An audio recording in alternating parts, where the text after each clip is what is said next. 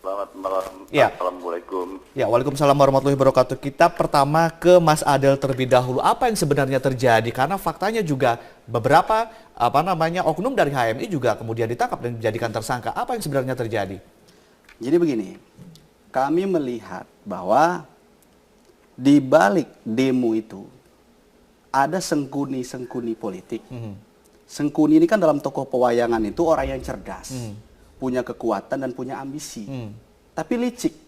Nah, dia gunakan kecerdasan dia ini untuk menghasut orang sehingga terjadi perpecahan demi kepentingan dia dan kroni-kroninya. Nah, kami menduga SBY lah sengkuninya. Makanya kami laporkan ke Barreskrim Mabes Polri. Dasarnya apa? Dari Ada kalimat apa yang kemudian membuat Anda sangat kuat yakin bahwa salah satu sengkuninya adalah SBY? di dalam video rekaman pidato Pak SBY di Cikeas pada tanggal 2 November waktu itu. Awalnya memang kami melihat sejuk di pidato awal. Namun setelah kami dengar pada menit 22.15 misalnya, itu beliau menyatakan bahwa sampai lebaran kuda katanya, akan ada demo terus kalau Pak Ahok nggak diproses secara hukum. Dan terbukti besok tanggal 25 mau ada demo lagi. Ada nggak jaminan bahwa demo itu tidak akan rusuh? Ada nggak jaminannya? Yang namanya lebaran kuda itu kan tidak mungkin terjadi. Jadi sampai kapanpun kalau Pak Ahok nggak diproses akan ada demo terus. Ini menurut SBY. Baik. Di samping itu, beliau juga menyatakan bahwa jika kalau ingin negara kita ini tidak terbakar oleh amarah para penuntut keadilan, maka Pak Ahok mesti diproses hukum. Baik, kita ke Pak Didi Irawadi. Pak Didi, kami ingin mendapatkan konfirmasi apakah kemudian aduan Anda melaporkan balik pihak dari Mas Adel ini batal, gagal, atau ditolak, Pak? Mungkin bisa dikonfirmasi. Begini, saya jelaskan dulu. Pertama, tadi saya sudah mendengar beberapa hal yang baru. Itu note ya, kita catat ya itu ya. Jadi tambahan fitnah baru yang kami cermati dan kami rekam ya.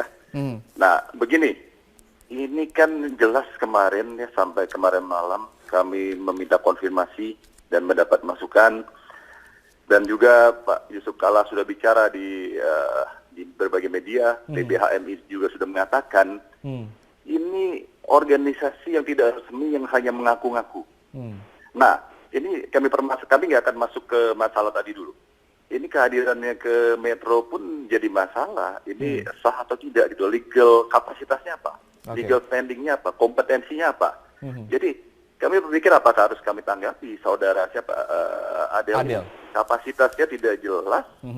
Dan apakah ada izin dari HMI atau forum alumni HMI?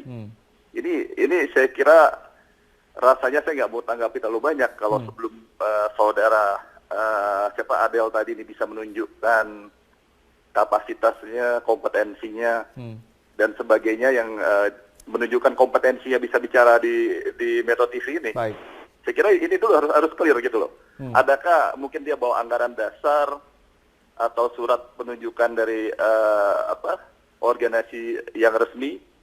Apa hanya mencari panggung pada saat ada ramai-ramai politik, bermain di adik room, mencari panggung, ini masalah lagi saya kira. Baik. Pak Didi, Anda menyatakan baru saja tadi ini adalah sebuah fitnah baru lagi. Lalu kemudian juga dari pihak Demokrat sudah pernah akan melaporkan balik Adel dan teman-teman begitu. Ini kemudian bisa konfirmasi apakah ini gagal, batal, atau ditolak dari pihak Barreskrim? Ini saya lagi berpikir apakah saya harus tanggapi lebih jauh karena kapasitasnya, legal standingnya, kompetensinya ini tidak jelas. Justru ini kan mengaku-ngaku ini melakukan kebohongan publik ya. Tambah lagi masalah lagi. Mungkin bisa berhadapan dengan PBHMI.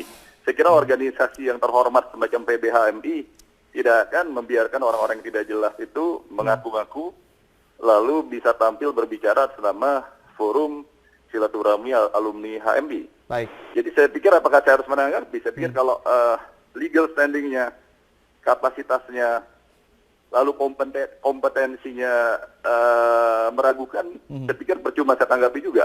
Baik. Kita akan menanggapi persoalan hukum ketika saudara Adel ini mungkin di depan Metro TV bisa menunjukkan bahwa organisasi bagian dari struktur ada di dalam anggaran dasar bisa ditunjukkan, Baik. baru layak ditanggapi.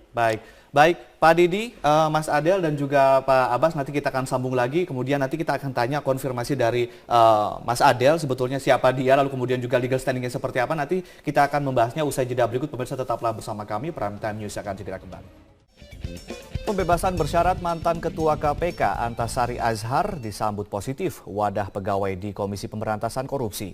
Terlepas dari pro kontra kasus yang menimpa Antasari, para pegawai KPK tetap menghormati Antasari Azhar. Sikap ini disampaikan Ketua Wadah Pegawai KPK Novel Baswedan Jumat malam kemarin. Novel mengatakan Antasari tetap memiliki tempat di hati para pegawai organik KPK. Antasari yang memperoleh pembebasan bersyarat Kamis 10 November lalu dijadwalkan bertemu dengan wadah pegawai KPK Jumat kemarin. Namun pertemuan ditunda karena jadwal yang tidak sesuai. Meski demikian, wadah pegawai KPK tetap berharap bisa bertemu dengan Antasari Azhar guna bertukar pikiran terkait isu-isu pemberantasan korupsi. Ditunda sementara, nanti pastinya ada penyesuaian lagi dengan jadwal dan pimpinan dan struktural barangkali ya. Nanti kita akan menyesuaikan lagi. Melalui porsi-porsinya beliau bisa melakukan langkah-langkah yang sesuai dengan irama.